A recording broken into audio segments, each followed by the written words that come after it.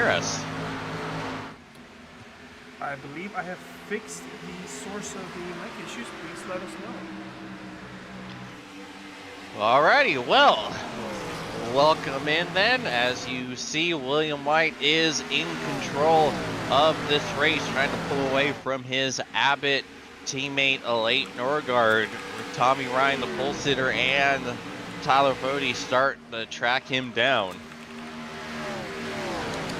Yeah, apologies about the slight technical issues there, but thankfully pretty quick lap 7 or 8 here of 200, so plenty of time left here in the race. You haven't missed too much here. We've kind of strung out just a little bit here. No crashes or anything to speak of. See on the screen there, kind of exactly what we would expect here on lap 8 of a 200 lap race here at Charlotte. But yeah, minding our P's and Q's here, and as I was kind of saying right here before we discovered that we weren't actually saying anything, I think kind of showing here tonight why we've gone about 90 to 95% green in this series so far. And I mean, if we talk about this 03 series as a whole, I mean, green flag running is up there in the high 80s to low 90s, I think, percentage-wise. So definitely minding our P's and Q's tonight so far. William White, pretty good lead for him right now. Leighton Norgard was catching that 43 just a few laps ago, but William White has decided to grab another gear or so and check out just a little bit here. But it is lap 10, so plenty of things could change here in this run. Absolutely. And we're keeping an eye on that 93 car as he tries to make his way up through the field. Not the qualifying effort we would have expected. A massive crash off of turn 2 for Chin on his go lap, preventing him from putting in a time that likely would have been far faster than the 29.6 he ended up putting up. So right now just outside of the top 10. But that's so difficult, especially with how much we know about the dirty air issues on this car. You're already really starting off on the wrong foot because you have to fight through all this dirty air to get yourself up to the front, where the dirty air just isn't as bad. And when you already have as much pace as everyone does up at the front, you're basically starting off with a massive deficit here. Yeah, that's the unfortunate thing, James, is up front. Yeah, the dirty air is not as bad, and you have a couple, well, I say a couple, you have exactly 2 ways of combating that dirty air. Get in front of it, as in be the leader, or drive around it, as in go a different line than the cars around you, and that kind of requires that there be grip in those multiple lanes right now. I think this racetrack not really widening out at the moment. We see through turns 1 and 2, everybody's kind of running the same line.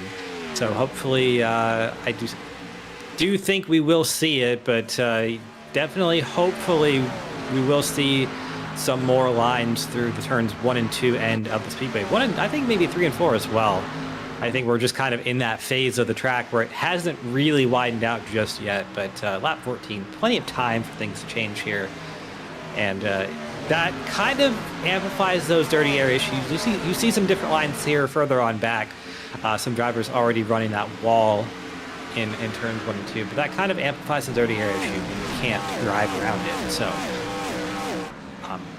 it's kind of why we need the track to widen out. And you know, you definitely would hope that iRacing does address those issues sooner rather than later, hopefully, because as we know, as the people who watched in 2003 know, there definitely was dirty air issues present, but it wasn't to the extent that we see nowadays, for sure. So just my little rant, but it is cool nonetheless to see these cars on the service and still going strong.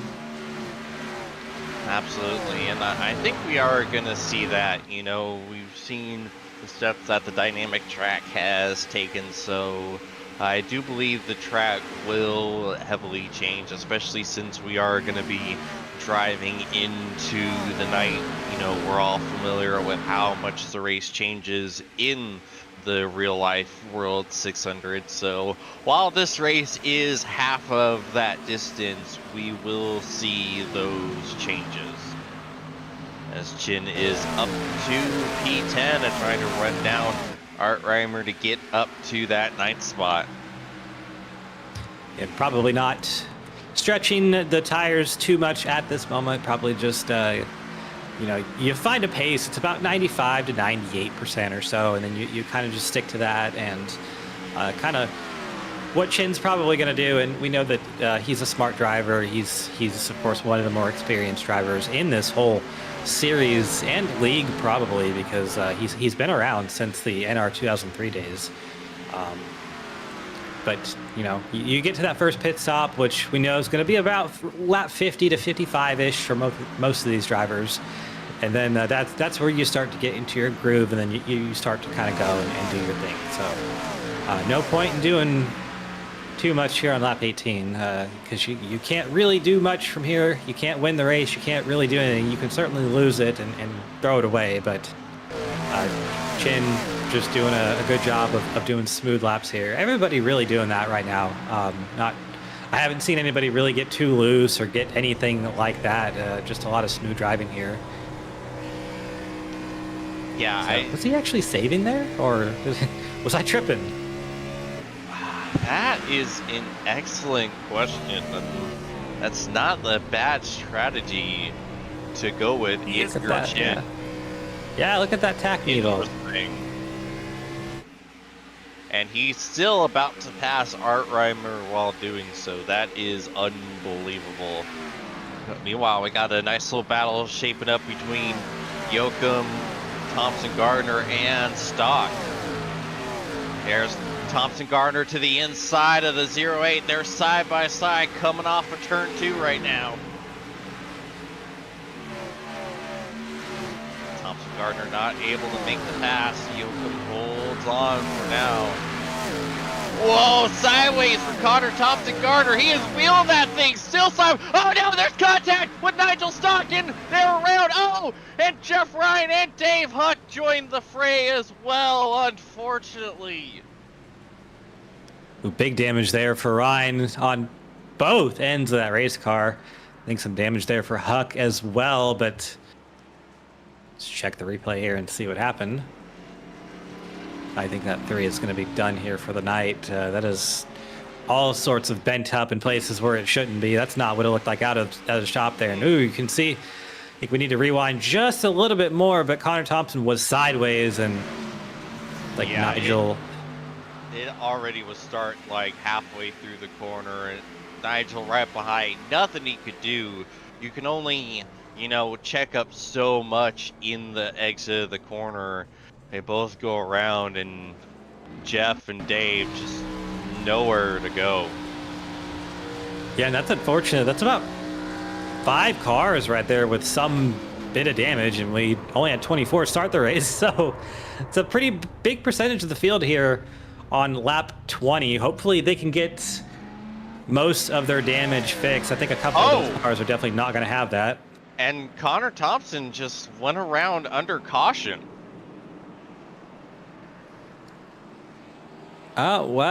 He's missing more of his car than he was before. Well, maybe not.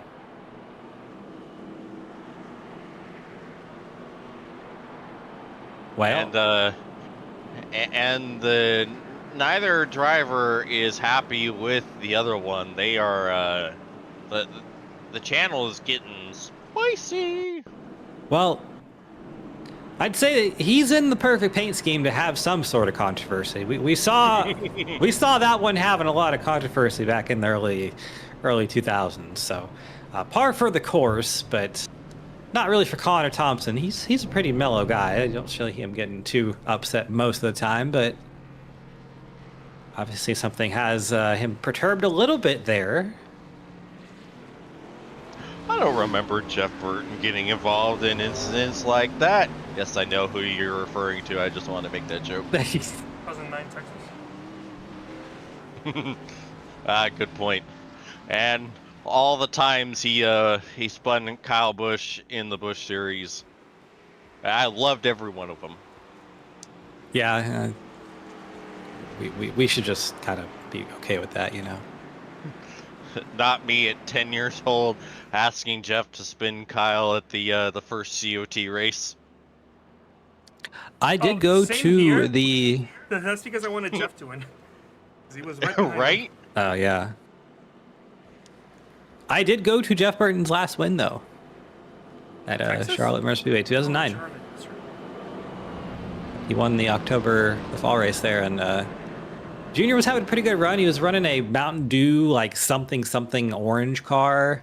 Has got himself up into like 5th position or so. Was running pretty fast. Blew a tire, and yeah.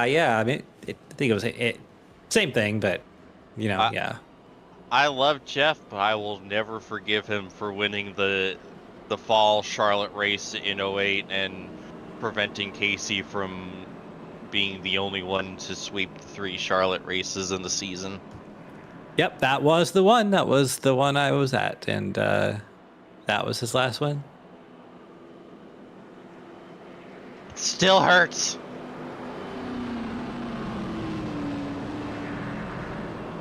That was a Anyway. bad omen for Casey at Charlotte, but that's a topic for another time. Yeah, we don't need to rehash my traumas as we are 1 to green here. And you see not a whole lot of change, but Tyler Fody was able to slip by Tommy Ryan on the pit stop. Meanwhile, Tate Lytle lost himself a spot on pit road. It looked like JP Phillips was able to jump him 1 in pit road, so that's going to be interesting, and that is the last thing you want to see if you're Tate Lytle, who's trying to stay connected with Tyler Fody in this championship battle. As the pace car getting ready to make the hard left-hand turn on the pit road, William White will lead us to the green flag. Green means going where? Back underway at Charlotte. And someone with a huge jump around the outside. Oh, it's Ryan Gable. He timed that perfectly and got himself a couple of spots. And just barely had enough room to do it, and he's still on the move. 3 wide off of 2. Not able to stay to the outside of Hunter Smith, but he's to the outside of David Westergreen. D West drives it deep into the corner. He's gonna hold on to the spot over Gable.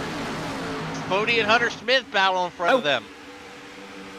Who was that? That was sideways out of 4 there, but Gable doing his homework. He did the same move on the initial start of the race. This time the right rear tire being a little more cooperative with him, and he can kept the throttle in it a lot longer without it breaking sideways. But definitely a strong move for Ryan there, and yeah, it was a lot of positions gained. We've seen that a few times over the years here at Charlotte. Kyle Busch did that a lot, and definitely still on the move here. But up here at the front, Josh Chin has made some very good progress. He's up to the 9th position, back from his 16th starting spot, and just slow and steady has been the way for the driver of the 93. Yeah, that is a huge help for him having that caution, because it allows him to change tires and get fresh boots on after getting the majority. Oh, as Cale Pocock gets the wall. Now that might cost him the spot to Frank Fody, but yeah, that helps put Chin on a little more even footing with about half of the job done here. And now he can kind of chill just a little bit more with the fact that the cars ahead are going to be a lot harder to pass, so he doesn't have to really rush, just try to see if he can set himself up a tire advantage and go after them later, especially with Joey Bailey. And we've seen that 35 car just not be able to maintain the speed towards the later end of the run. No, he hasn't, and that's the great thing about these long races is you have time to just kind of figure it out. To really, I mean, it's almost like a practice session, I would say, but it's an intense one. You just go out there and find your lines. Of course, you do that in practice, but the track is going to be changing the whole night tonight, so you'll see some different lines being used on both ends of the racetrack. But right now, William White, he is looking very good right now. He's got Jimmy Johnson behind him. I mean, Tyler Fody in the 40, about 1.2 seconds. And, Tyler Fody probably doing that same thing that Josh Shin's doing, just up there in second, just kind of chilling, maxing, relaxing, doesn't have to do much at the moment. But, yeah, we got lots of race to go. So right now we're kind of just in the chill phase. And I hate saying that because it sounds like it's not, it almost sounds like it's not intense or it's not racing, because they're definitely still racing. But, right now it's just the sheer fact of the matter is that you're not going to win the race here on lap 31. So you got to get to the end. You got to get to lap 200 to be able to have that shot. And the only way of doing that is to not crash the car. So that's what you're seeing here tonight. Yes, sir. Meanwhile, Norgard has dropped some positions since the restart. Noted Tyler Fody get by. Tommy Ryan was also able to jump the 12. So now Norgard back to 4th and has Tate Lytle all over the back of that 12 car. And no surprise there. You're seeing your usual suspects start to make their way to the front, and I think it'll be not too long before we see that 56 around the 12. But right now, Ryan Gable, I believe that's he's making a move on the 22 of Westergreen. That 01's been very quick on these short runs. Haven't really had a long run yet, I suppose, but very close into turn number 3 there for the 22. He was almost to the back of the 01. We'll go on board here with Bryce Fody in the 80 car and see what he's seeing here. Yeah, he's getting a front row seat to an excellent battle between those two. Gable, look at how close he got to the wall. Just absolutely high, wide, and handsome. Yeah, we're already seeing this track widen out just a little bit here on both ends. JP Phillips here, turns 3 and 4, running about call that a lane and a half up here. Good run out. He's going to get a good run on Tate. Not going to take it right now. Just lets off early, and probably would have pushed the issue if we were about 100 laps further on, but just no reason to at the moment. Enjoying his nice Sunday drive here, sponsoring Quick Shifts, or promoting Quick Shifts, Ray Bracey's YouTube channel, with lots of really neat uploads, little snippets, little fun, I guess we'll call them recaps of races and such like that. Definitely would recommend watching. They're always great. Does a few leagues there for Quick Shifts, but just another one of the things that Ray Bracey, who's not in the race tonight, but it's a couple of the things he does, so always good to support that. But yeah, JP Phillips getting a face full of that tonight, and just showing us around the Charlotte Motor Speedway a few times here. And it's one of NASCAR's legendary tracks that's been around a long time. I believe the official date they quote is 1960 most of the time, but the shape has remained the same since it was built, and the banking and all that good stuff, so it has looked like this from the beginning. Meanwhile, here's that move from Lytle. He's been setting up 4 laps to the inside of Norgard. Layton trying to hold the outside. He's there barely, but Tate gonna clear, and now Phillips trying to do the same. Yeah, and that was a relatively easy move for Tate once he actually got alongside. Kind of drove around a Layton there, and I think JP, you see him poking that nose to the outside, trying to get a run. He gets it down the backstretch, going to poke down to the inside, and going to try to get a run down there. But a Layton Norgard, I believe, one of the harder drivers here in the Elite Racing League to pass sometimes, so he's not going to give it up to you easily, and of course he has no reason or obligation to do so. Yeah, and something that JP has to worry about is he's got the dirty air from Tate in front. Tate didn't have to worry about that when he made his move, and it might be holding up that 34 just a little bit, as they are still side by side almost for an entire lap. Yeah, and that's just the thing. You got to be patient here. If you are JP, you just got to keep your car down there, give Leighton the room that he needs, and just keep working on him and hope that you can make the move. And if you don't, you can try again later. I mean, if you watch old World 600 races from the 90s, you'll see the drivers will be side by side for like 10 laps. See Norgard having to hold on to it off of turn 2, but he still stays to the outside of Phillips. And now this is starting to bring Bailey into the fray now. See that tide ride getting ever so closer, and Leighton's gonna clear Phillips. JP, after all that work, has got nothing to show for it. Yeah, gonna have to try something else. And if you're JP, it's frustrating a little bit, getting a little bit loose there out of turn number 2 on top of everything. But it's a little bit frustrating because Leighton can probably see that the gap between him and the 56 getting much wider per lap. I think JP probably was right there behind Tate, probably has similar speed. Gonna have to poke his nose to the outside of Leighton here into 1. No, that's close. I'd say that's a little close for comfort here, lap 42 of 200, but Leighton gonna keep it down there. JP is gonna try to get the runoff too. I think that's gonna happen. Yeah, now the roles are reversed. JP is going to have all that speed on the high side, trying to keep Norgard low. As you see, Norgard wiggled and slid up the track a little bit, and that might be job done. It is. Phillips finally getting the move done on Norgard.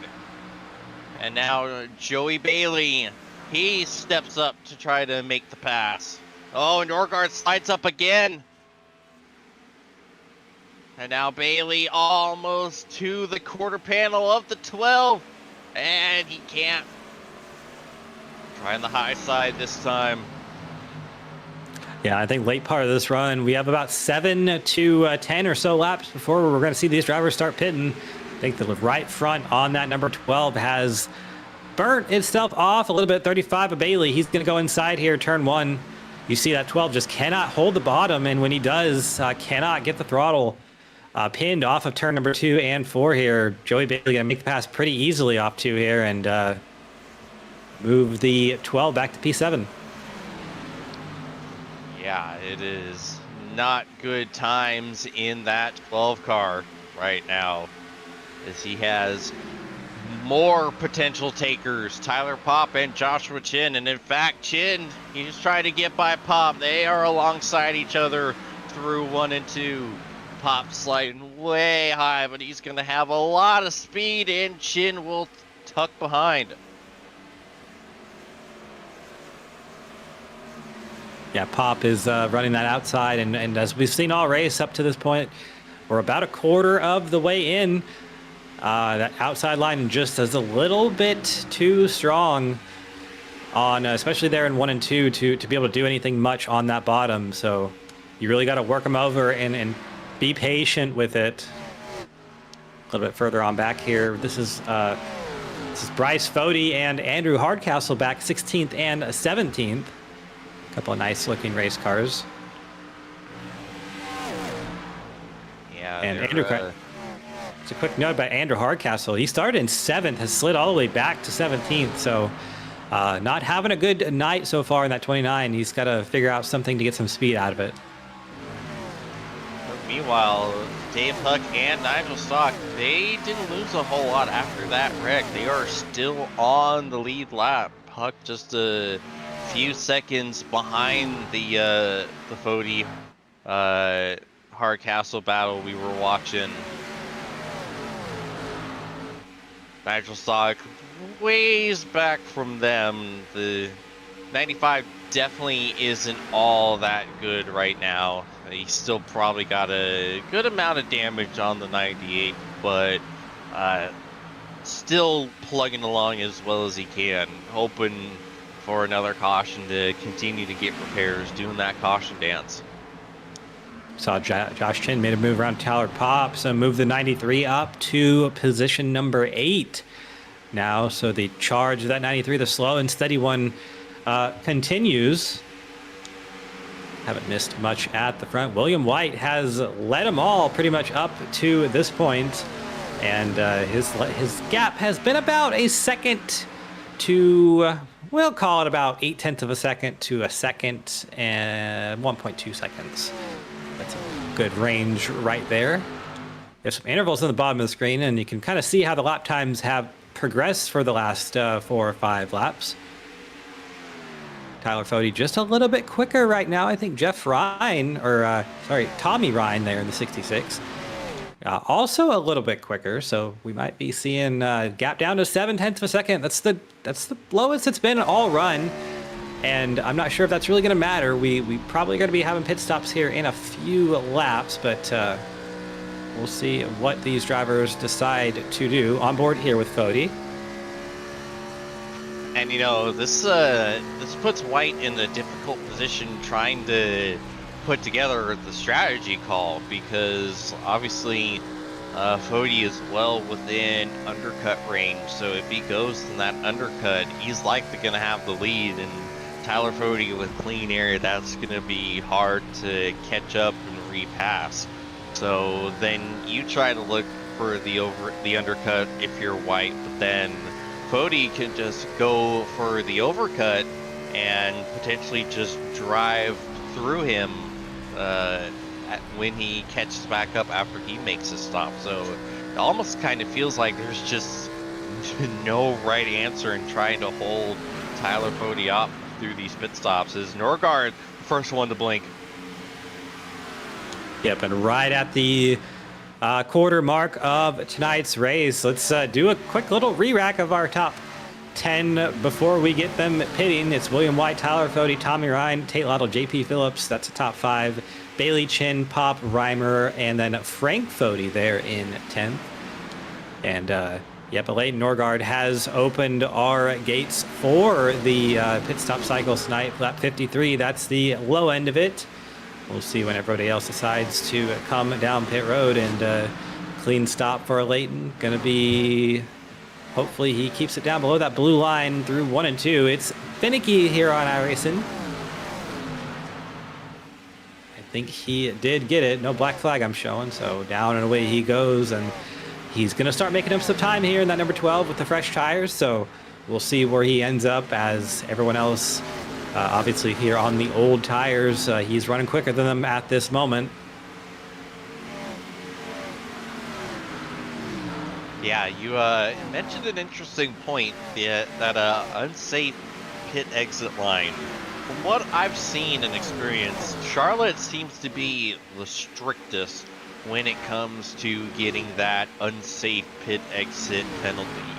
So everyone is going to have to really be concerned about that, as William White is concerned with his mirror. This season, and of course with the longest race of the season, that's going to be no exception there. The lead is down to 0.3 of a second, which is I believe the smallest one it's been all night, really. So surprised that we haven't seen more pit stops than Norgard to this point. Both Fode and William White and company decide to go around one more time. So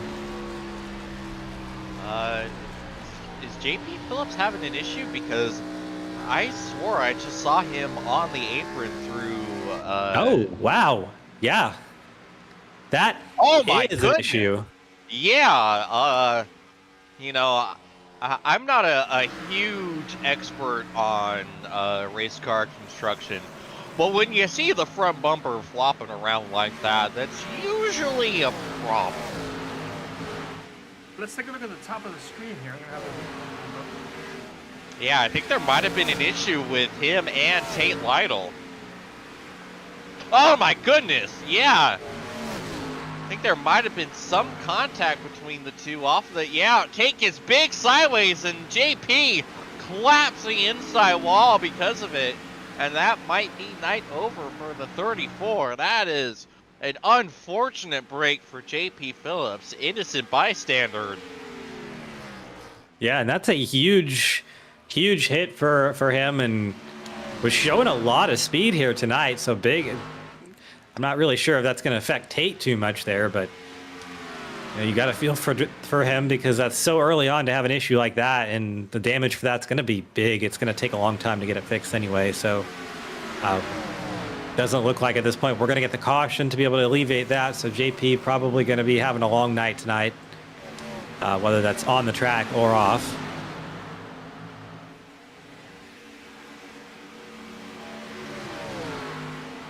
Well, you see the battle for the lead in the bottom screen. You see a battle for P10 on the top screen. Cale Pocock battling with Hunter Smith, and Hunter Smith just barely shutting the door as they are both ripping the lip up there. Using all of the $14.95 track they paid for here on iRacing, and you love to see that. And I was actually just a few hours ago old when I learned that we don't actually have the old version of the track here on the service anymore. The yellow wall, kind of redneck road course version. It will be sorely missed by maybe someone. Kind of me. I also hated those yellow walls with a passion. As someone who is their favorite color is yellow, a fact that is well known by literally anyone who shared a racetrack with me, I have a soft spot for those bright yellow walls. You know, I would have to say, if the yellow was closer to what you run on your race cars, I think it would look a little bit better. But we do have Tyler Popp here in the pits, so lap 62 is when we see kind of the next one, and I think our initial fuel number was a little bit off, a little bit on the short end, because it looks like most of the field area has been pretty comfortably able to make 60. Meanwhile, Cam remains as the only person to ever ask something else to be painted in the same radioactive yellow that I use. So there's a first time for everything, I guess, as you saw Cale Pocock with a big moment off the turn 4. Yeah, back in the mid 2000s, early to mid 2000s, I think, maybe even back in the 90s. Oh, we have a battle for the lead now. Yeah, Cody has done it. William White tried to hold him off. You saw Cody got to the inside, but nothing to show for it. As William White is bringing it down this time, Tommy Ryan's also going to be pitting. Yep, and that's about what I expected for William White. To probably right when the 40 got the run on him, he decided to come down pit road, and I think that's a great move for him. And you see that is going to kind of open the door for most of the rest of the field. I wouldn't expect to see Fody wait too much longer, but James, we have seen that 40 just kind of wait forever to pit in relation to everybody else, because I believe he just has that much confidence in his long run speed. But we'll see what he decides to do tonight. Yeah, the big question is how much longer can he go? How far did Williams stretch out this fuel run, trying to lessen the opportunity that Fody could make the overcut work?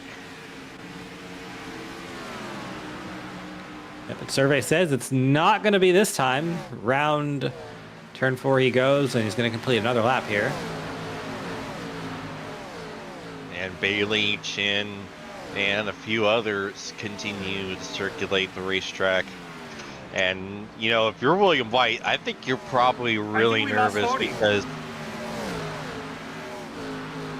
oh my goodness, I think you're right. The quality is down to 58, 52.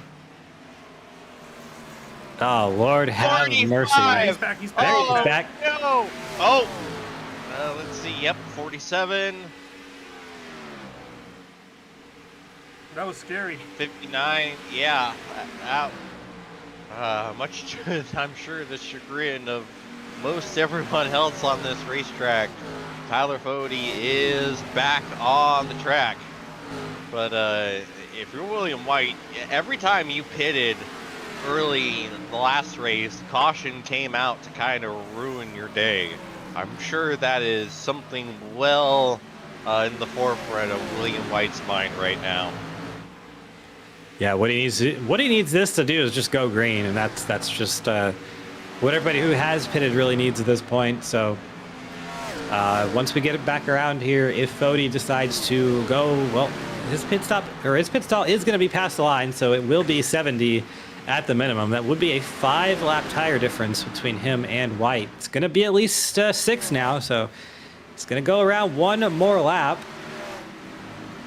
And I say it every week. My rule of thumb for the overcut on non-super tire killer tracks is 10 laps is when you see the best kind of return on investment. A good enough advantage, but not having too much time to have to claw back. So I wouldn't be surprised if it's another 4 laps for Tyler Fode. Yeah, I think Fode, he's such a smooth driver that he just likes to drive on the old tires. So he's just out there kind of vibing and chilling right now. You know, not really. You don't see anything really out of that 40 car. He's not getting sideways. He's not pushing. He's just making laps. And, you know, got a 5.5-second lead on the next car who hasn't pitted there, Joey Bailey in 35, who's obviously no slouch in himself. 6.5-second lead to Josh Chin, who's had a pretty good drive through the field up to this point. So not really seeing it too much badness there from the 40, just kind of doing his thing, kind of what we've seen all season. And I mean, obviously in every series here in Elite, he's a champion in multiple of them, newly crowned IndyCar champion. So obviously can do it in different disciplines as well. And that's the thing, if you're able to save the tires like Tyler Fode is, it just becomes a unbelievable advantage, more so as the race goes on, because you can be able to make these overcut strategies work. And when you can make them work, it's such a ridiculous advantage, because then you're already going to be so much more quicker when everyone makes their stop. It just becomes such a positive feedback loop, as there he is. Yeah, kind of a last-minute looking entry for the 40. He was pretty quick there, but clean. It looks like no black flag for him, so gonna find his pit stall here, which there he is. Also, Art Reimer down pit road, it looks like.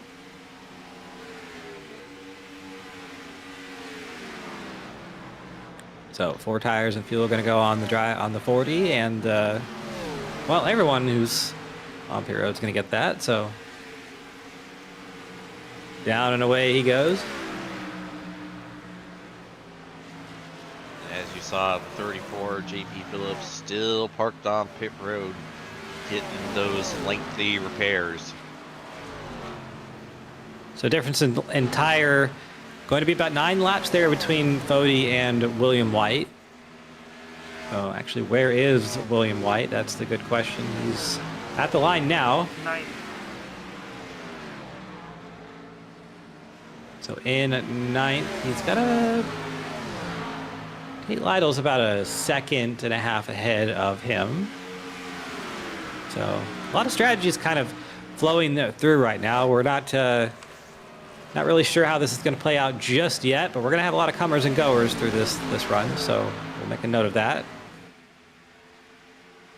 You see Tate able to get the move done on Leighton Norgard. I think he fed him the air on the right rear. Looks like he just got up to the back and up the track the 12 went. I think DW would call that the boot scootin' boogie or something like that. But yeah, one of the hallmarks of the old Gen 4 car back in the day, you could do that at just about every track. Go up and drive up under the rear bumper of someone and kind of pack air under there and get them out of the way that way. But here is William White making the move on Norgard for 6th position. It'll be relatively easy. Big tire difference there between White and Norgard at the moment. And you know, it was so satisfying when you can pull that off, because what can you say as the car that's being done to? You know, you can't get mad at them for making contact, because they didn't make contact. It's basically like when your sibling growing up just kind of like puts their finger like close to your face and you're like, stop it. Like, well, I'm not touching you. You know, basically like that. It's basically free real estate if you're a race car driver. You just, you know, it's like you can move them out of the way without making contact, like you said. So we did see that be used to some aggressive extents at some times, and some drivers would wreck it. Ooh, Randy Yokomis had a tragic pit exit there. That is not the way you want to do that, and not sure if iRacing's going to give him a penalty for that, but I think down the way he goes. I think it'll be good. it might. It's kind of a gray area. We really don't see that happen a whole lot, so far he's good. Yep, so there you go. Some of the later drivers pit now. Joey Bailey down pit road. Josh Chin is pitting. So 80 laps seems to be about the longest that anyone can go tonight, and that is quite the run there. Yeah, because they all pitted at what, lap 17 under that caution, so that's about 50. This should give the lead back to William. It's about 63 laps. Yeah, that would make sense. Obligatory, told there would be no math. We're just going to pretend like that doesn't exist. Numbers are hard. The only numbers that we know up here are the ones on the plastered on the side of the cars, and well, they're in the correct position too. So, would you look at that? Yeah. Number to keep in mind: 43. Your race leader, or effective race leader. Nope, Joshua Chin has made his stop, so William White is back to the lead of the race as he got by Tate Lytle, and now Tommy Ryan looking to do the same. Has Tate even pitted? I don't remember. Yes. Okay, I Lap completely 59. missed that. And some damage on the right rear of that 56 from that incident with JP Phillips a while back. So doesn't look like it's affecting too much, but you really hard to say, James, because anything on these race cars can be a hindrance, and especially in that right rear area, that's where the damage is at. So might not be seeing 100% performance out of that 56 tonight. A little bit loose out of turn number 2 as JP Phillips makes his way around. Of course, laps down now. Tate quipping over the radio that he almost did it again, but good that that didn't happen. Yeah, apologizing to JP for almost putting him in the same exact position. Guess the air off the front of that 50 or 34 is just a little bit stronger than the rest. Apparently. Well, we got car spinning into the infield. Andrew Hardcastle cut the non-existent grass. Monster trucking over the Legends Oval. We're going to stay green. Yeah, presumably a good piece of driving there to keep it mostly straight. Gets loose here out of 4. Art Reimer was definitely there, but I don't think there was any intentional. Well, it would have been intentional anyway, but no contact there, and got it straight pretty quick. Hops along the Legend Oval just a little bit there, and away he went. So no harm, no foul. Yeah. I think a lot of drivers are thankful that actually did stay green.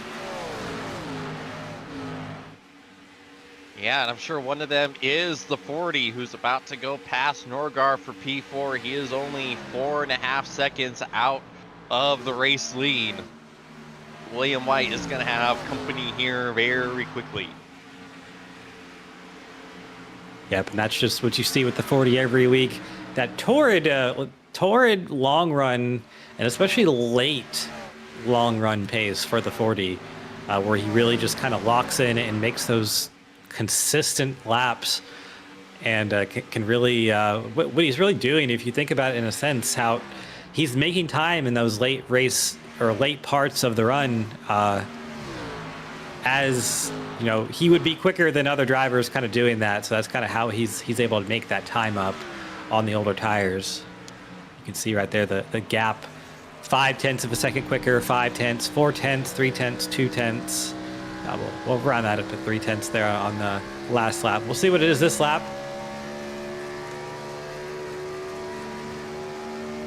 4.0, 0.4 of a second quicker.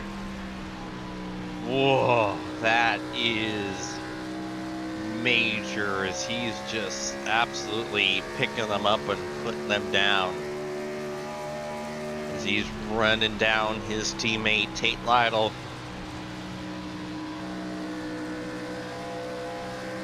And Tate, just nothing you can do right around up into third.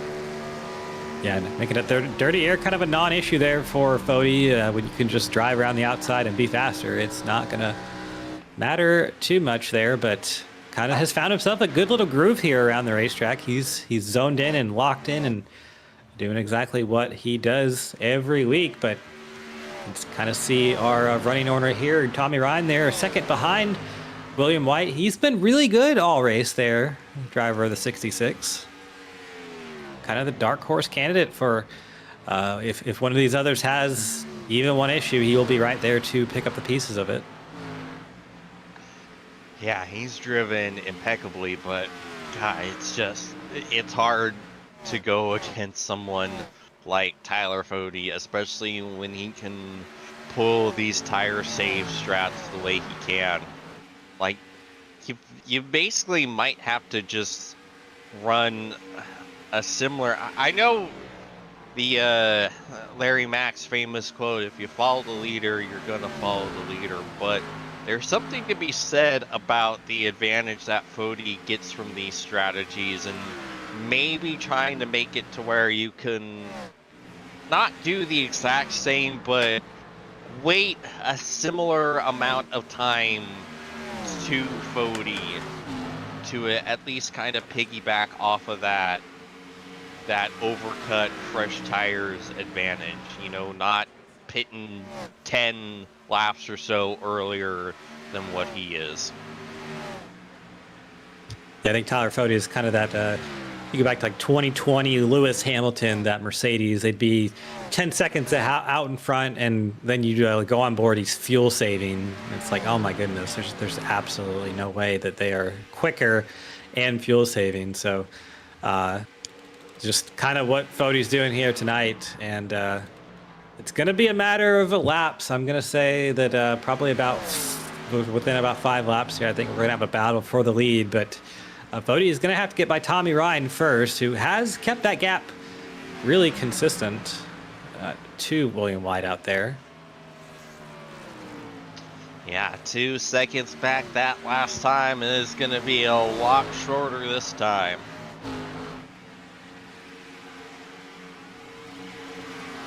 It's Josh Chin around Ryan Gable there for the 11th position.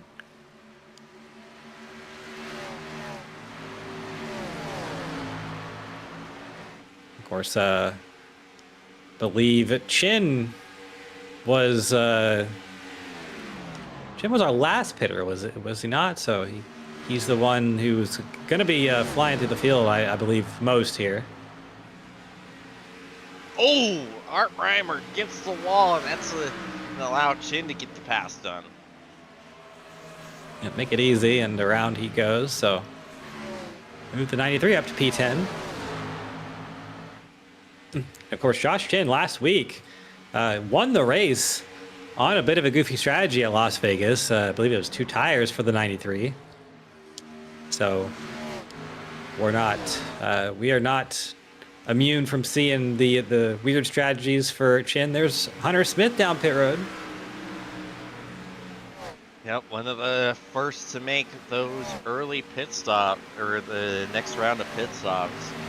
Meanwhile, Fody doesn't seem to be catching nearly as quickly as what he was. It's only been a couple of tenths. And Hunter Smith has retired from the race. Well, there you have it.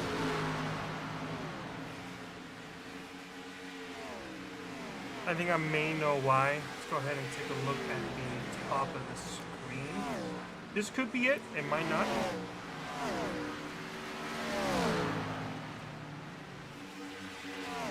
Hit that pretty hard. That's a slight oopsie for Hunter Smith there.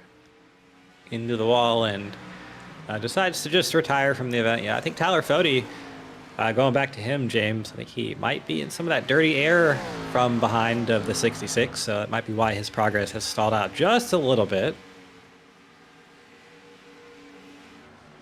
But as I say that, there he goes to the inside, going to make the move through turns 1 and 2. Yeah, Tommy trying to battle as hard as he can, and nothing doing. There goes Fody with about as easy of a pass as you're going to get at this point. Yeah, certainly. And going to set his sights down on the number 43, William White. It's only about a second down the road there, so not much left for Fody to get the lead.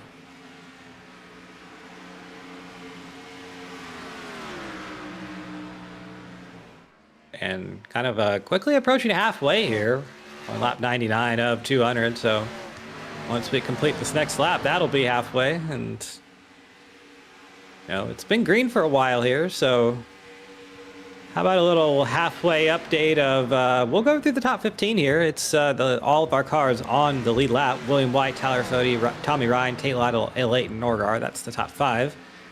Tyler Pop, Cale Pocock. We just had a position change there. Pop, Bailey, Pocock, that's 6th, 7th, and 8th. Josh Chin is 9th. Frank Fody, 10th. Ryan Gavel, Art Reimer, David Rustergreen, Andrew Hardcastle, and Bryce Fody is your top 15. All the cars on the lead lap currently. That gap for the lead down to half a second, and Fody's going to keep his progress going forward. We're going to see a battle here for too long, and I think William White knows the assignment here. Last time that Fody caught him, he dove down pit road pretty quickly thereafter, and I think we're probably going to see the same thing here, James, from Map 43.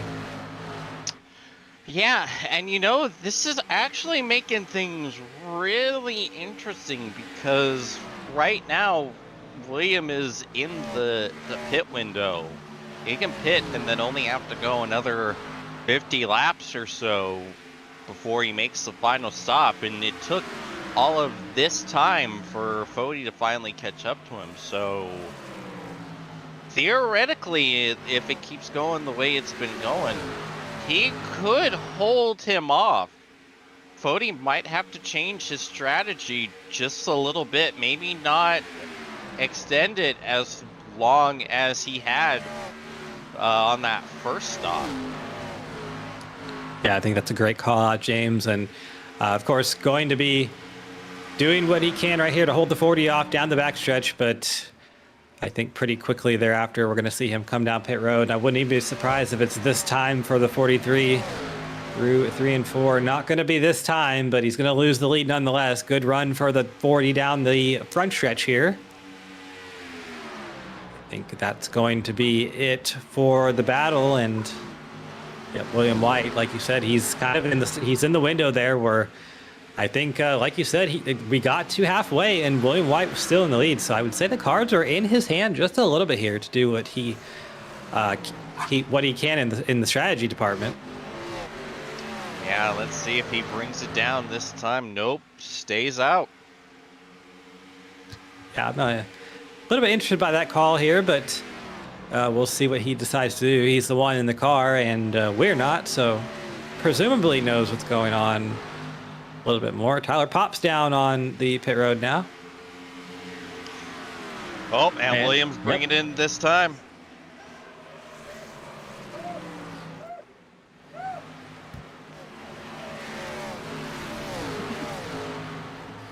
Yep, and there is Pop, and there is White down pit road. Looks like a clean entry for the driver of the 43, excuse me. Bit of dyslexia there on my part.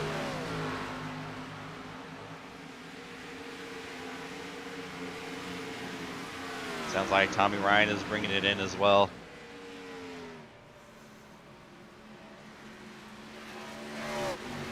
Once again, we've opened the floodgates of the pit stops here, and there is Tommy Ryan down.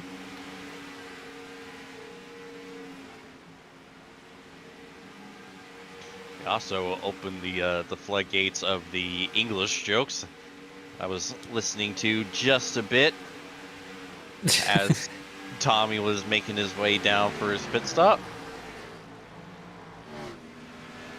A couple of Englishmen are race tonight, of course, Nigel Stock and William White. One notable exception, our 11th place driver in points, Daniel Gore, he's not here tonight. So, I believe he's actually off doing concert things. Yeah, apparently he has joined me in the state of Ohio, which, my condolences. So, might be watching tonight, but either way, presumably we'll probably be back next week. More pit stops underway. See Norgard driving right by on those fresher tires. I was actually about to bring that up, James. God, as a driver, that's one of the more stressful experiences on both sides, really, when you're the faster car flying through slower cars, and when you are the slower car too, just on tire strategy, it's pretty stressful there for both parties. So, especially in these long races, that's just what you have to deal with all the time.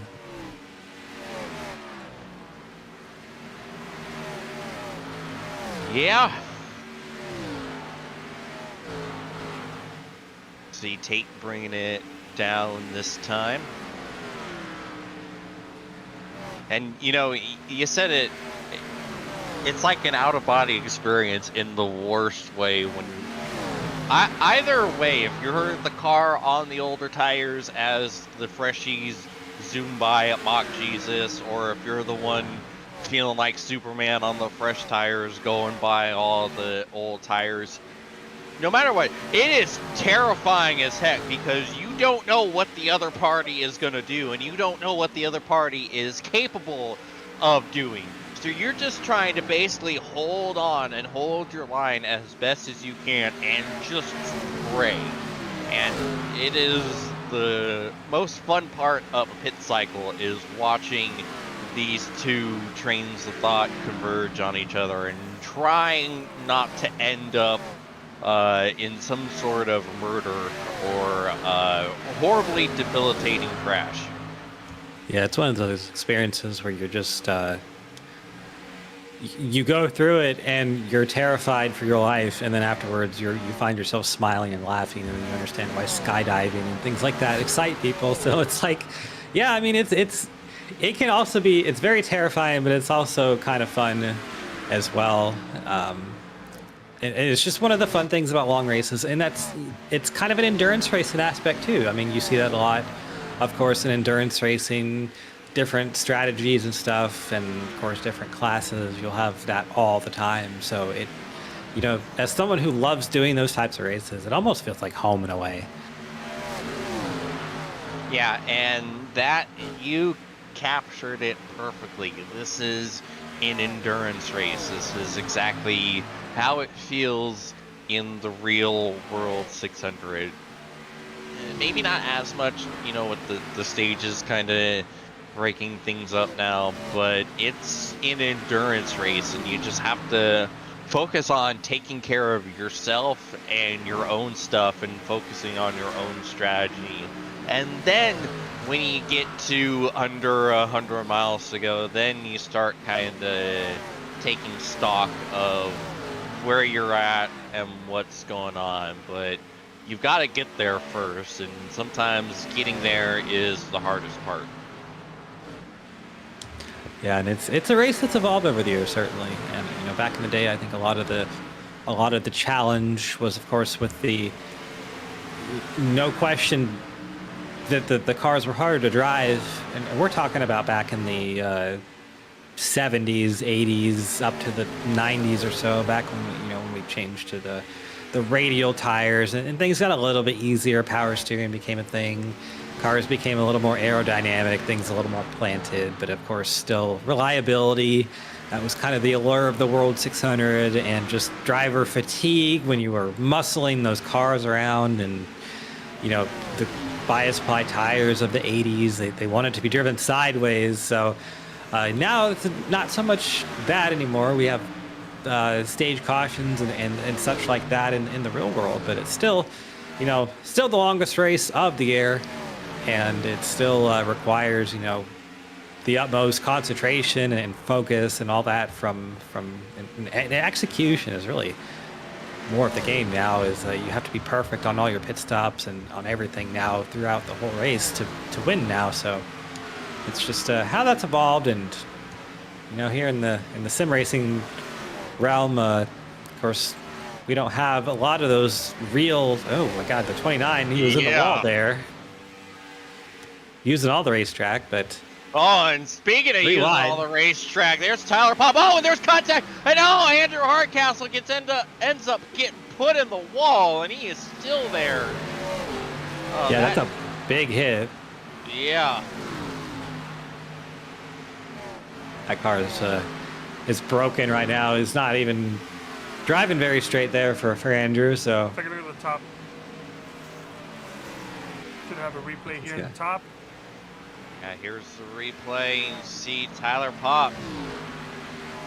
Randy Yoko got spooked and just kind of muscled Hardcastle up. He had plenty of space, but, we said it, when someone is coming at such a high rate of speed like Tyler Pop was on those fresh tires, those with the older tires, you don't have hardly any time to really kind of think and ascertain what's going on. So yeah, replay, you'd see, you just went up too high. You have plenty of space, but you can't, it's almost impossible to process that in the car in the moment. Is a black flag for Andrew Hardcastle too, to add insult to injury there. Yeah, from bad to worse for the driver with 29, and that's just an unfortunate situation. You literally cannot do anything there if you're Andrew. He just got rinsed there and put in the wall. Like you said, just Randy a little bit spooked there, and unfortunate situation. But a couple of pit stops here. That is Fody down pit road now.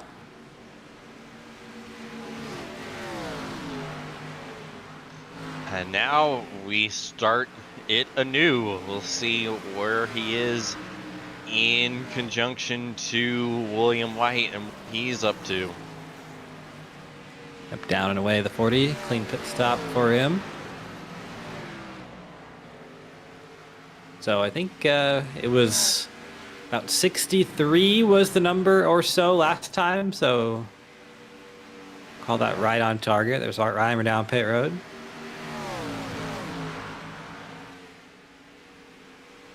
So, something I'm starting to pick up on here. When was the lap that Joshua Chin made his most recent stop on? It was around lap 80, 81, right? Okay, so he went about 60 laps from when everyone pitted on that first caution. And you go to 60 laps past 80, that's around 140. I think you're starting to see what I'm getting at here, because how many laps are left from 140 to 200? Well, that would be about 60. Exactly. So you mentioned wacky strategy for Joshua Chin last week. I think he might be on one again this time, and now I'm very intrigued on how that's gonna work out. Because right now, everyone still has to make another stop, but currently he's leading the race while that's going on. Now, I don't know if he'll be able to hold on to the lead at the end of the race, considering the tire differences, but the 93 might be a bigger factor in this race right now than what we were thinking just a handful of laps ago. Yeah, and that really what that also does give him an extra set of tires if something does go down. And depending on when that caution comes out, where the strategy falls, it could be a huge advantage for Chin later on in the race. But I mean, even cut and stop out, yeah, that's a big time gain in itself, and interesting. He will have the tire deficit at the end of the run, so one of the fun things about this race that we have all these different strategies, though. And didn't we point out earlier that he was clutching? So, like, this is something that he already kind of had in the back of his mind, and it seemed like that caution really helped it potentially come to fruition here. I believe he's actually still doing it. If we can get on board here with Chin and confirm that, but I believe on my screen it certainly looks like he is clutching still, so watch that tack needle here. Right at the start finish line, gonna hit about 9, and then right there, yep, he is still clutching, so that 93 has presumably been in fuel save mode just about all race.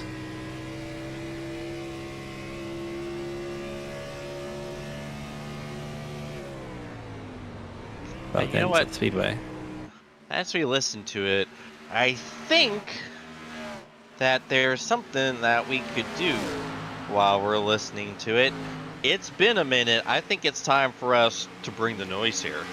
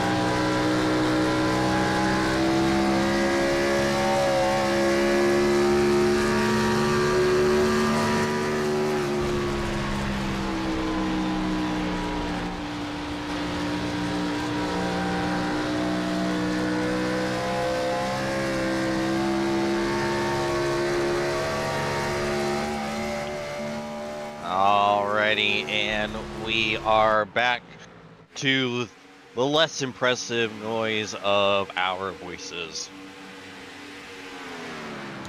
Yeah, you can say that again. Not much change. I guess at the front, still Josh Chin on his, we call it an alternate strategy, but not quite an alternate strategy. Tyler Fody up to position at number 4 currently. He's 9 seconds behind Jin. Leader pit road. Out there he is. Right as we start talking about him, there he comes down pit road. Lap 136, or 137 we'll call that. Not quite 140 like we said or predicted there, James, but 63 will be the number I believe he needs to make. 64. Yeah, so it's going to be interesting to see what he'll be able to do on this run. But that gives the lead back over to Joey Bailey. Oh, he's in pit road. Yeah, pit's a lap later, so Bailey might be on the same strategy that Chin is, so that's another interesting thing to keep in mind here. But as we see, Fody is once again starting to run William White down. Just under 2 seconds is the gap. The last time it was about a lap 100 that we saw Tyler Fody reach William White, so if he can reach White here around lap 150, I think that would be right on the mark for William's strategy. We'll probably see him pit not too long after that, and presumably going to be his last one of the night. See Pocock and Ryan Gable battling with each other. This is for the A spot. Whoa! Big sideways for Ryan Gable through the center of the quad oval. Yeah, that one has had a night tonight and started all the way back in the 21st position. He's had a long march up to where he is currently in 7th here. On board here with Josh Chin in the 93, and you can see some of the speed difference making its way around William White currently, who is your leader.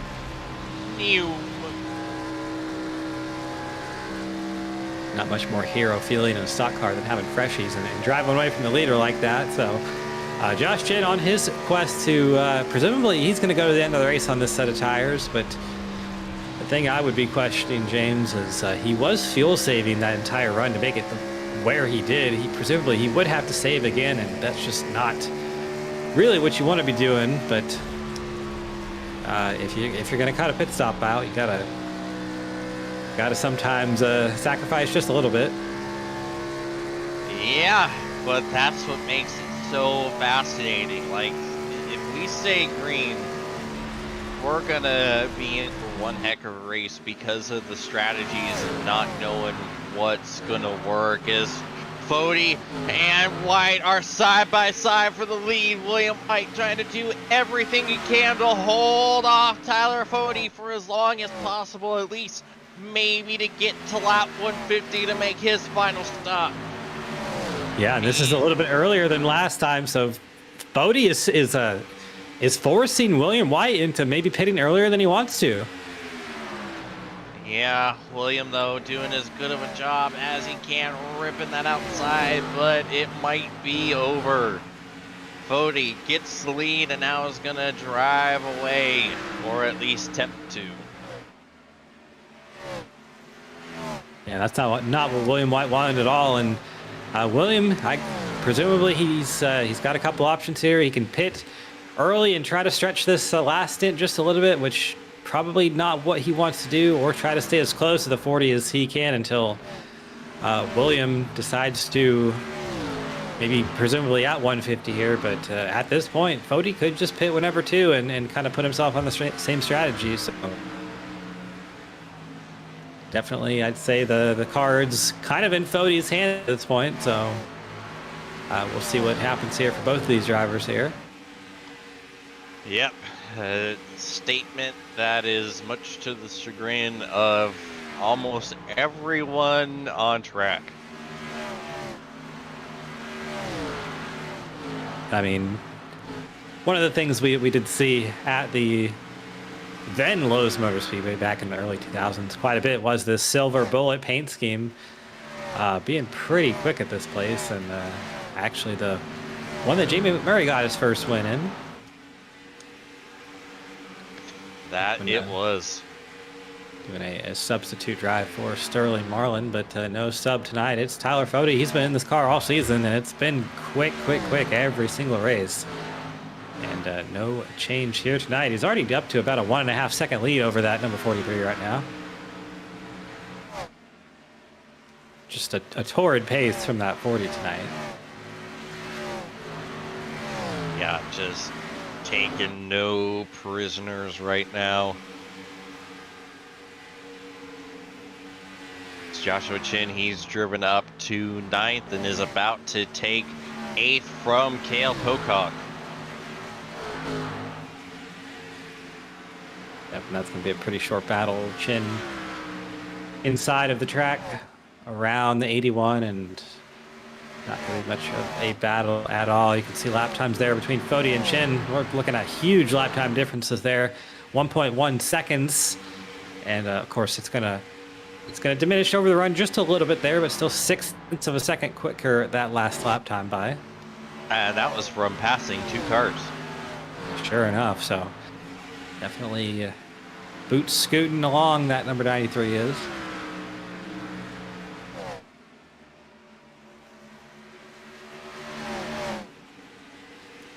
And I mean, really, we're kind of seeing the same objective here for both of these drivers, Fode and Chin at this moment. Chin just has to really drive the fastest laps he can, go about 99% probably. And I think Fode, I mean, he's kind of in the luxury of where he can drive as fast as he wants to. He knows he's going to have to pit one more time. And that's going to be here within the next 10 laps or so, presumably. So he can run qualifying laps up to that point, which that's going to put William White in a bit of a tough position. The gap's already up to 3 seconds, James. So that 40 is showing no signs of slowing down at this point. No, it's not. But do keep in mind that Chin probably isn't going 100% either. He still is going to have to fuel save to stretch it to the end of this race. But that might be a little bit of a help for him too, because he might not be pushing that hard and might be able to save a little bit of tire in the process as William White is making his final stop of the night.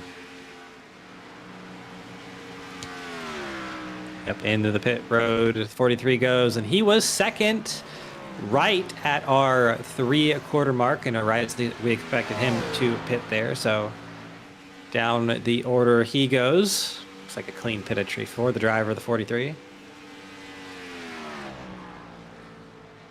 So that's going to open up the floodgates for the drivers who are going to make their last pit stops here in just a few moments, I presume.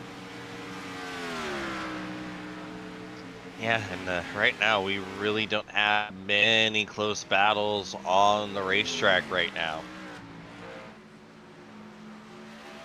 As old school of the World 300 as it gets here tonight, but it's gonna see some strategies converge near the end of the race here. It's gonna be pretty cool to watch that. You can see that gap there in the bottom of the screen. Josh Chin is quite a bit quicker than Tyler Fode right now, of course, with the fresher tires.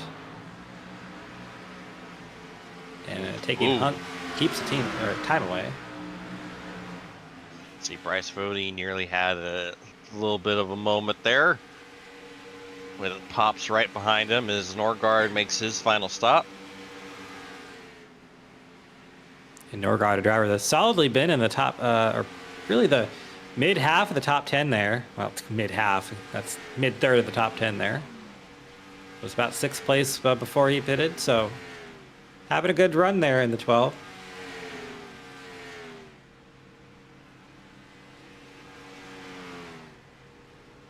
Tommy Ryan is given the command. He'll be in this time. There's Tyler Popp coming down pit road now.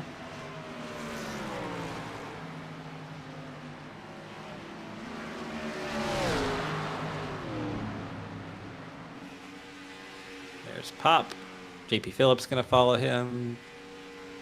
Phillips, of course, many laps down at this point. I believe he's 18 down, so not in the running for this one anymore, but still on the track.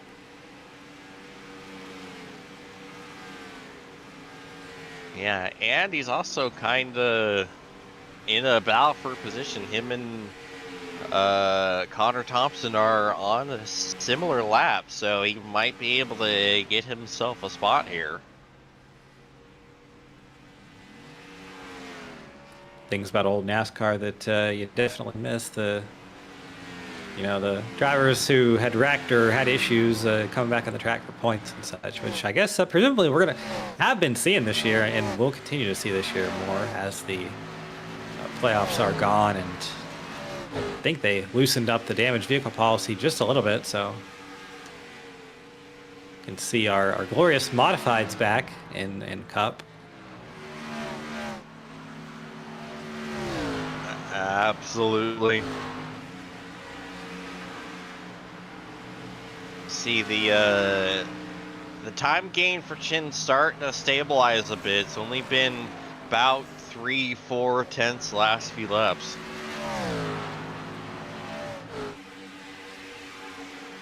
Yep, and that's just to be expected there for the 93. Those tires just kind of getting to a point where they have lost the new on them, and that's probably going to be the case here for the next few laps. Let's see what 157 has in store for us. And almost the exact same number there. There's Tate Lytle down pit road. Tate making his last stop of the night around Andrew Hardcastle, who's looked like it's pretty much called it a night, and it looks like Phillips has also probably called it a night, because you see he's right there a couple stalls in front still. Yep, so I guess that battle for position not too important to him. He's gonna presumably cede it to Connor Thompson, and sure enough, yeah, he's not really doing anything. And heck, we might even see Connor Thompson here retire in a few laps too, but either way, it's Ryan Gable on the screen, Josh Chin. Gable in second currently. Josh Chin going to be taking that away from Ryan here in, well, probably right now.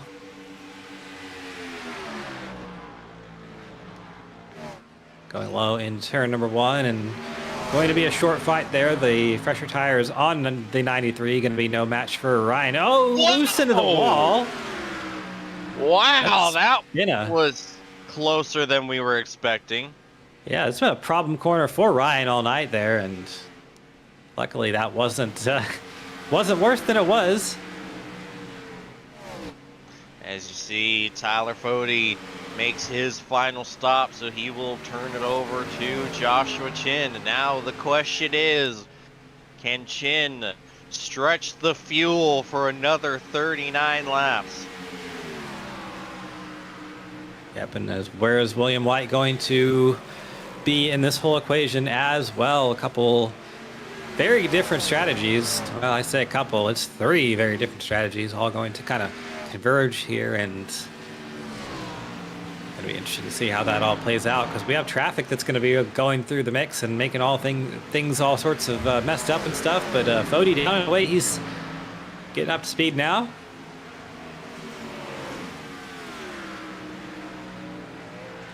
There's another Fody down and away in the Frank flavor, and another one. I don't know about using that descriptor, but Yeah, that was kind of wild. Well, you heard it here, Elite Race Network. First time ever. is that any better or any worse than my teabagging joke from last night? You know, the longer races get into that 3 a.m. Le Mans radio territory. I've done that a few times, so. The World 300 is hard on drivers, cars, and broadcasters, folks at home. Sure enough, it is. And there's Bryce Fody down and away now. He's 2 laps down, so just probably out here to get some experience and get some laps under his belt in these very different stock cars than anything out on the service right now. Of course, if you're doing all the other divisions here in Elite, doing trucks, Xfinity, O'Reilly, whatever you want to call it now, Cup, this is not like anything that you're going to be seeing. And of course, for the Cup guys, this is what it used to be 20 years ago, so quite a bit different. There's Ryan Gable down into the pits.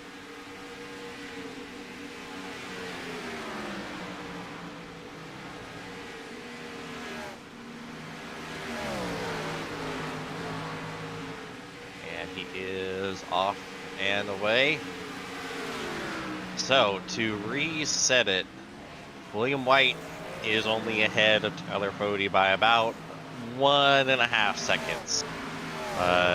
William is about 19 seconds behind Joshua Chin. So that's where we're at with the strategies, with about 35 laps to go. So presumably, a thinking man would say that we have the intervals here between Chin and Fody. We're got about a second and some change there.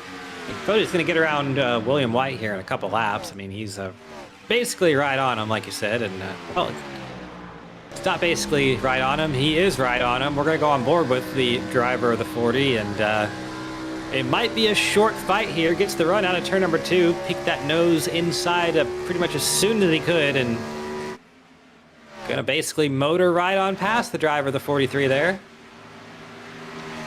Yeah, William White gave it everything he had, and unfortunately it wasn't much. And a bit of a demoralizing thing there if you're William White. That's going to be about 30 laps. You really can't do a whole lot there just with the tire difference. He's going to drive off into this distance just a little bit, but probably looking for a caution or God forbid, some kind of issue for Fody there, but either way, it's been a great race ran by both parties so far, and now Fody's got to run down the driver to 93. The gap is 16.9 seconds, it looks like, last lap. And it is dropping rapidly at the rate he's going. It's not going to be a fight either. Yeah, certainly. So we'll just wait for the inevitable with that one, it seems.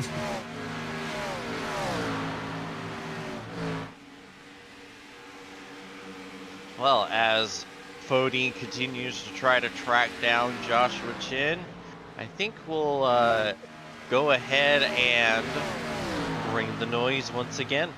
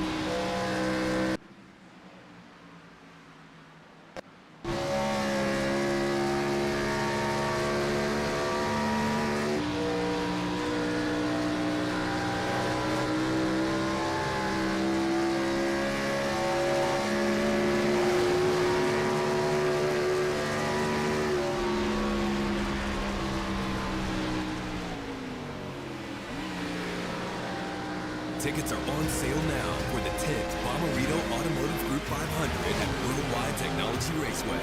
Sunday, June 7th features 3 huge races. The USAC Classic, Firestone Indy next, and the only Sunday night prime time NTT IndyCar Series race. Enjoy a weekend of cars, concerts, camping, food, and fun. The stars of the Indy 500 are coming to St. Louis. Get your tickets now and save big at WWTRaceway.com.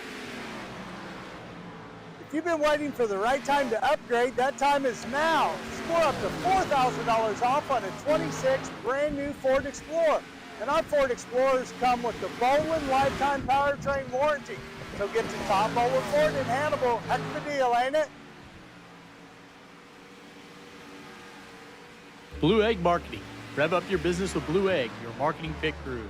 Turbocharge your lead generation with experienced drivers that can navigate the competitive track and connecting with your customers. With Blue Egg, you're always in the pole position, leading your brand towards victory lane. So don't spin your wheels, accelerate success with Blue Egg, fueling small businesses to win big. The Lucas Oil School of Racing. Simply stated, we are the professional ranks where the quality of the equipment often dictates the outcomes, and all of our cars are designed to perform and race as close as humanly possible. None of our competitors will have an advantage from engineering tactics. Rather, you will compete on a completely level field with a score of immensely talented up-and-coming drivers, all pushing each other to reach their new heights in their respective pursuit of becoming a professional race car driver. Every year, our top-performing graduates move on to the professional racing liners of IndyCar, F1, and IMSA. Whether drivers compete in 1 or 2 seasons of our series, when they are ready to move on, they are ready to move. The training you receive in our school is an unmatched, unforgettable, first-class education combining the very best racing instruction and education.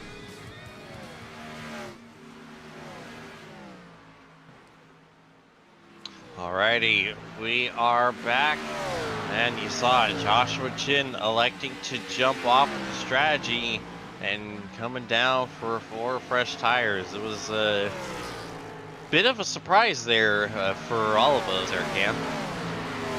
Yeah, that's what I was worried about with Josh. Is of course he was saving from the start of the race, just about saving fuel, and I think just with that being known, he was going to make it to the end of the race and be in a strategy where he was going to be having to play so much defense, and I don't even know if he was going to be able to be making it to the end of the race easily. So I think he just decided to call an offensive there and get himself going from the other direction and seeing if he can pass some cars here. He's got 3 right in front of him here, which not all of them for position, unfortunately. Yeah, it looks like Joey Bailey is sticking with that strategy, though. He's still on the racetrack. He's currently lost about 5 seconds to Tyler Fode, so close there with Huck. He got tight there in 1 and 2. Went up the racetrack, but everybody surviving that one. Yeah, Dave not exactly pleased about that one as Chin goes on his merry way and right on by Tyler Pop too for good measure. So that moves him up to P7, and theoretically I'd say probably get up to about P4 or so.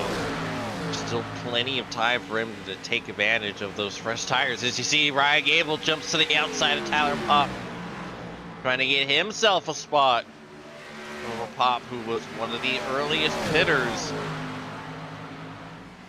And Gable not quite gonna get it. Pop holding on to the inside, but now he'll give up the ghost and tuck behind the 01. So I think not sure, but it looked like he cut the wall a little bit there entering the corner. I think so, just a little bit, but I didn't really slow him down just too much. He'll pop sideways down the backstretch here. Yeah, those tires are old and they are not happy right now for the 2 car. Having a lot of trouble transferring all 850 or so horsepower to those old Goodyear Eagles, and Ryan Gable driving away just a little bit here. Fode's lead up to about 7.5 seconds, 16 laps to go. Here is the second place driver of Joey Bailey, and he is at the end of his tire and fuel life here. He's going to be trying to stretch it to the end and see where that ends up for him. But Tommy Ryan in the 66, he's smelling blood. You can see Joey is still saving fuel. Absolutely right there. Let off way early into turn one. Tommy Ryan going to drive right around the 35 there. Yeah, move him up to second, and William White is not that far behind either, is Randy Oakham on pit road. Meanwhile, Joshua Chin dispatches late Norgard. He's up to 6 and about 4 seconds or so away from Tate Lyle to jump up into 5th. By the way, quick note, Joey Bailey did pit on 137, which is the same. This was the same type of strategy as Joshua Chin until Joshua came down here. Yeah, so Josh abandoned it, Joey sticking with it, so we'll see how that works. Near contact with Tate and William White. They are almost leaning on each other, going through the corner.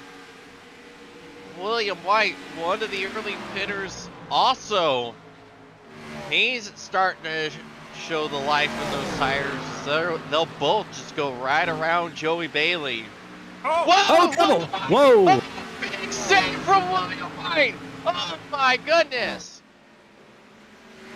That's the Allstate good hands move of the race right there. Yeah, huge sideways there, and as we kind of say every time that happens, not as easy to save these stock cars as it is the newer ones, the Gen 6 and the next gens with all their fins and stuff attached. That was some good piece of driving from William there, and what a race-changing thing that would have been there with 13 laps to go if we had a caution. Yeah, William White with his pants brown after that one. And as we were talking about the strategies there between Chin and Bailey, Josh Chin is about to actually pass Joey Bailey here. You can see right there, Chin's going to probably blow around the 35 into turn one. Certainly enough, there he goes, and I guess that shows you which strategy was correct on those two. Yeah, that's making the right decision there if you're Joshua Chin. Now he's only got about a second or so from William White. And I think if Josh Chin is, if Joey Bailey is having to save that much with this many laps to go, he's going to be struggling to make the end here. I am worried about the drive of the 35 if he can make it here, but 10 laps to go. We'll see where he ends up here. I think Josh has certainly made more progress than I think you or I first thought he would. Yeah. See Bailey losing another spot to Gable, and now Norgard and Pop line up for their turns. Whoa, William White sideways through the quad ovals. Chin goes by.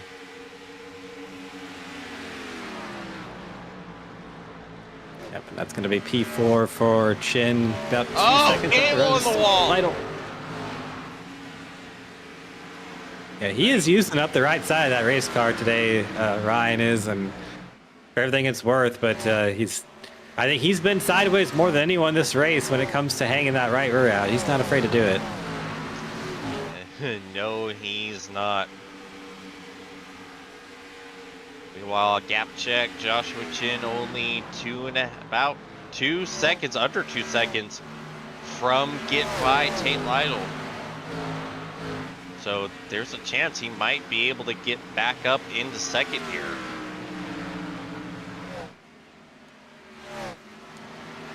Just gonna have to run qualifying laps here for these last 7 laps, and Tate can see that in his mirror. He's probably got his F3 standings board up too, and probably seeing that gap come down really quickly. Josh can see him now.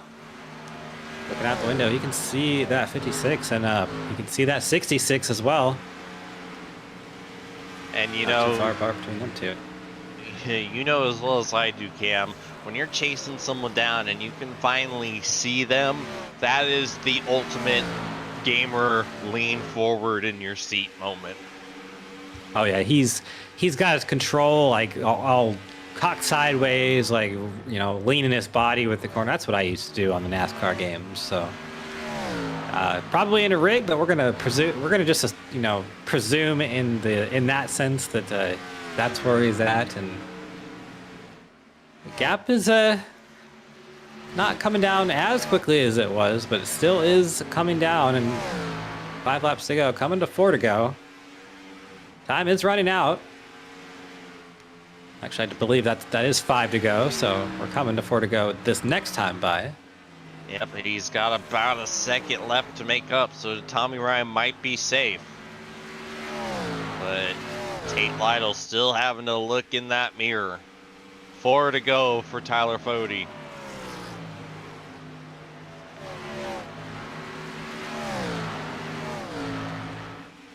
Tate's driving it for all it's worth for these last 4 laps.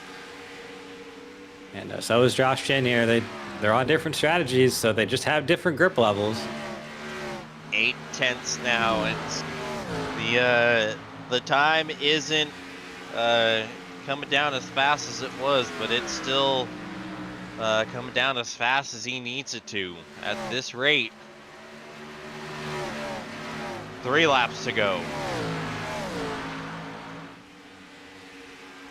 And I'm not sure if he's going to have enough time here because he's got to both catch him and pass him, and those are 2 completely different things, especially at the end of the race here with Tate Lytle. But both drivers are going to give it all they're worth for keeping this spot here. Tate, he's in the podium spot in that 3rd position, and Josh Chen, of course, he started a lot further back, but he's had a great drive today trying to get up here, and would love to get one more out of the day. Absolutely, as we got 2 to go. 0.3 of a second is the gap. As you see, Tate running high, trying to take the lane from Joshua Chin. I don't know if that's going to work. Tate real sideways off of the corner, and here comes Chin with the run. They're side by side down into 3. Whoa, almost leaning on each other. As Joshua Chin starts to blink, that's not what you want to see, but that's what Chin wants to see, is clear of the 56 up into 3rd. Meanwhile, white flag, 1 lap to go. Half a track away from another absolutely dominant performance for Tyler Fode off of turn 4. Tyler Fode will win the World 300 at Charlotte. Tommy Ryan is going to bring it home in P2. And Joshua Chin, a gutsy drive, P3. Lytle comes home in 4th. William White, 5th. Ryan Gable comes home 6th. He was sideways more than straight tonight, so good performance there. Norgard, Pop, Fode, and Bailey are going to round out our top 10. 9 drivers on the lead lap at the end of this one, James. A true vintage World 300. And a true butt-kicking tonight. A vintage, very, very butt-kicking performance from the driver of the 40 tonight. And what we've come to expect out of this series this season from him, did it once again. As Tyler Fode burns it down for the 3rd time this season.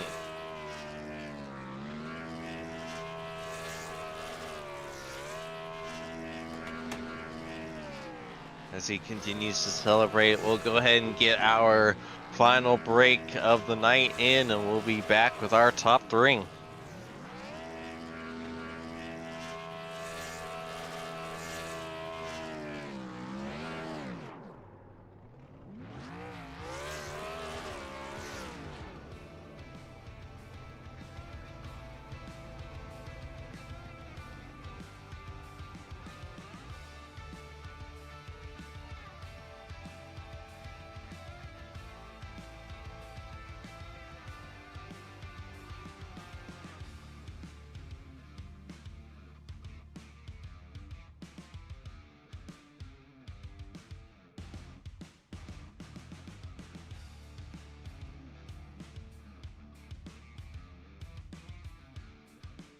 Tickets are on sale now for the 10th Bommarito Automotive Group 500 at Worldwide Technology Raceway. Sunday, June 7th features 3 huge races.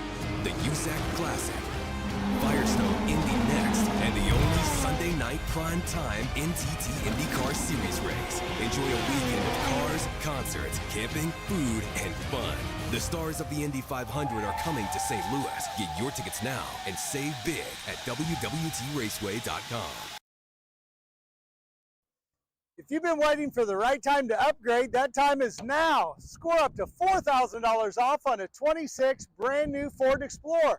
And our Ford Explorers come with the Bolin Lifetime Powertrain Warranty. So get to Tom Bolin Ford in Hannibal. Heck of a deal, ain't it?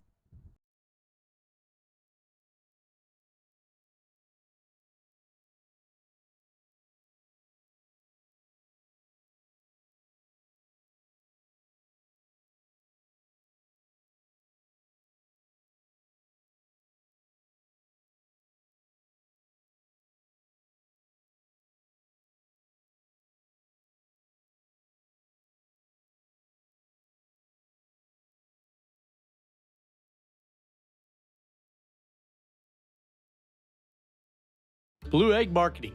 Rev up your business with Blue Egg, your marketing pit crew.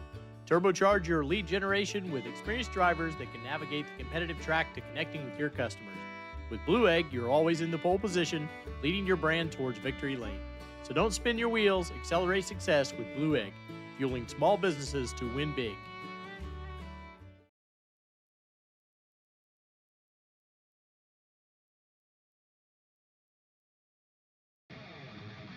The Lucas Oil School of Racing. Simply stated, we are the professional ranks where the quality of the equipment often dictates the outcomes, and all of our cars are designed to perform and race as close as humanly possible. None of our competitors will have an advantage from engineering tactics. Rather, you will compete on a completely level field with a score of immensely talented up-and-coming drivers, all pushing each other to reach their new heights in their respective pursuit in becoming a professional race car driver. Every year, our top-performing graduates move on to the professional racing ladders of IndyCar, F1, and IMSA. Whether drivers compete in 1 or 2 seasons of our series, when they are ready to move on, they are ready to move. The training you receive in our school is an unmatched, unforgettable, first-class education combining the very best racing instruction and education.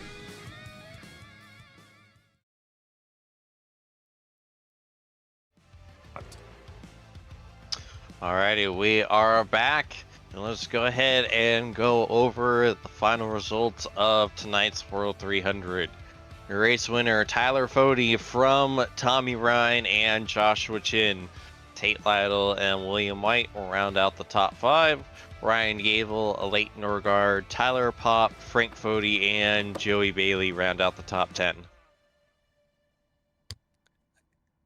Kel Pocock comes from 11th, Art Reimer 12th, David Westergreen 13th, 14th is Bryce Fode, 15th Randy Yoakum, 16th Dave Huckleberry, 17th Nigel Stock, 18th Connor Thompson, JP Phillips 19th, and Andrew Carcastle 20th, Hunter Smith 21st, 22nd Dustin Dewar, 23rd was Jeff Ryan, and Josh Adams was the race control tonight. So did not start the event, but still trying to get these drivers settled and get some up here for the interviews. We do have Josh Chin, so bring him up here, and James will have a word with him. Yes, sir. Josh, James in the booth, you got a copy? I do. Well, it was a pretty nice run through the field there for you at the end. It looked like you were maybe trying to do that fuel save strat, but ended up not thinking that that was the way to go. Yeah, it was going to be hard to save enough. Saw it with Joey.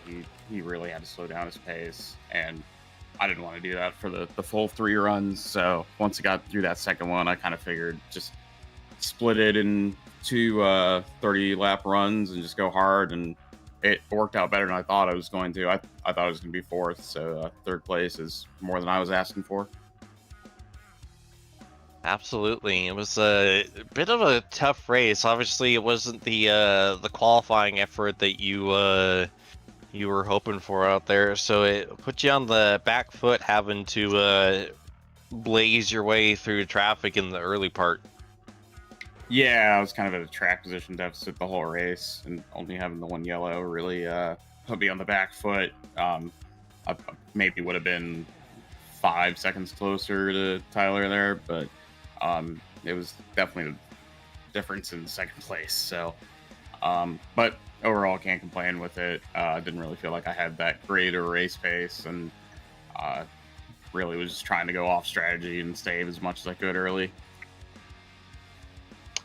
Yeah, and all things considered, it was a heck of a recovery there. What's it like going through a race like this? Obviously, it's not the longest race we have on Elite, but it is the longest race we have on this 03 Cup Series schedule. And what's it like trying to fight through the fatigue, especially when you're pretty much on almost 180 lap green flag run? Overall, it's not too bad. A lot of it's just making sure to stay disciplined and stick to the plan. It's something that I know I get a little carried away with in shorter races, is that balance between tire saving and going. These races work out a little bit better for me because you can do a little bit more saving and not have to push as hard. A lot of it's just keeping focus, though. Absolutely, and you did a mighty fine job of that. And fantastic run for you tonight. Any sponsors, plugs, and shout-outs you'd like to give before we let you go? Shout out to everyone, Team Hype and Powerslide, as we work through the Indy 500 qualifying week. Shout out to John and Paul for being on the box for about 15 laps there at the end. And thanks to you guys for putting on the broadcast and everyone in the Elite that puts on the series. Absolutely. We appreciate you, Josh, and hopefully we're talking to you again next week. Yep, thank you, guys.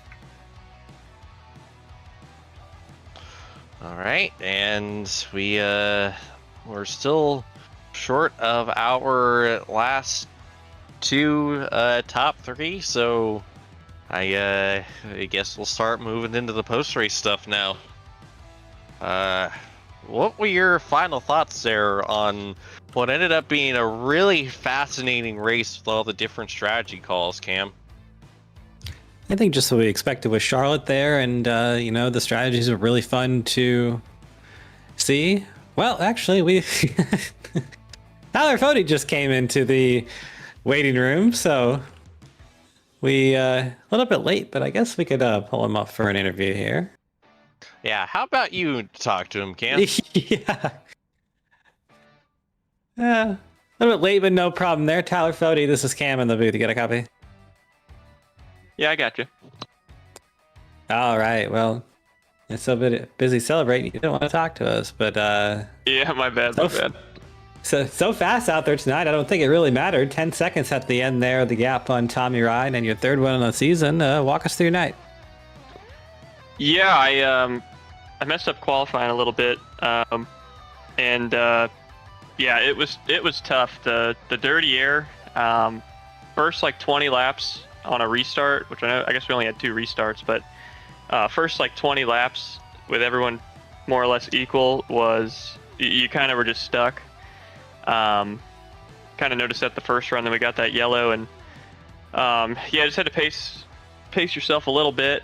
The setup was really fun. Once it got out to clean air, it was pretty loose. It's kind of a handful, but it would flip ends depending on if you were in dirty air or not, and if someone was on you. But yeah, I was able to cycle to third for the second restart. I guess the only yellow we had for the night, and at that point, there's not too much dirty air being the second or third car in the line, so I was able to get under a Leighton and then just kind of follow William. William was super fast tonight.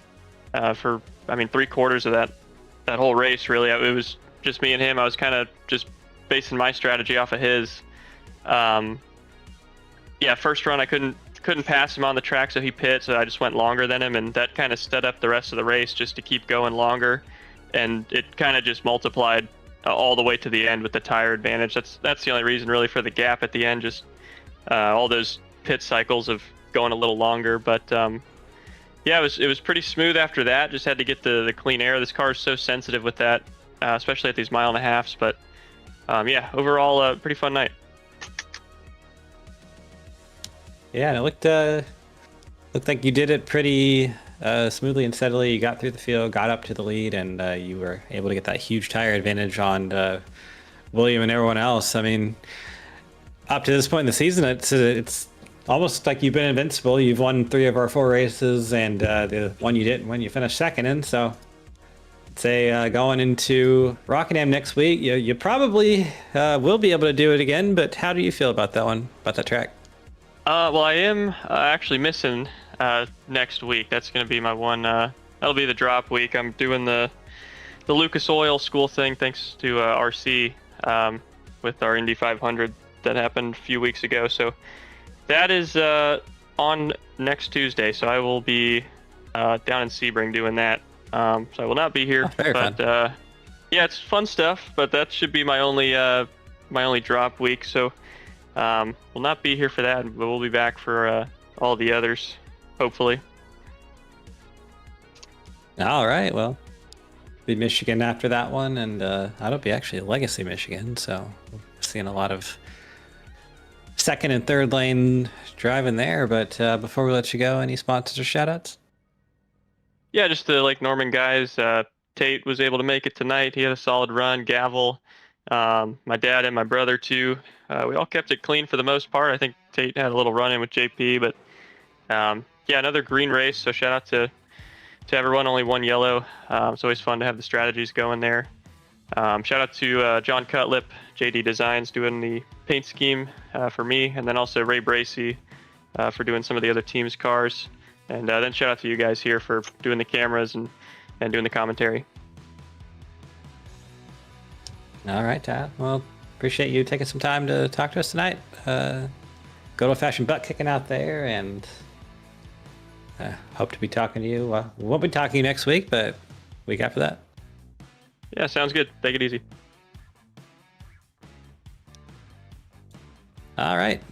And Tommy Ryan, our second place driver, is MIA, so I guess we will not get to talk to him. But to continue the final thoughts we had there before Tyler popped in. Old-fashioned World 300 there tonight. Old-fashioned butt kicking by Tyler Fody. He got out to the lead and looked unstoppable. Did what he normally does, and that's why he's the multi-time elite racing champion. So somebody else will have a chance to hoist the winner's trophy next week. You know, I mean, Josh did last week, but it'll be guaranteed next week, and should be a fun one as well. Rockingham, always a great track, and always was fun to watch with these Gen 4 cars. So I'm excited. I'm excited about that one. Yes, sir. But with that, it's time for us to get the heck on out of here. For my broadcast partners, Cameron Rich and Carlos Acosta, I'm James Watson, bidding you adieu till next time. Good night, everyone.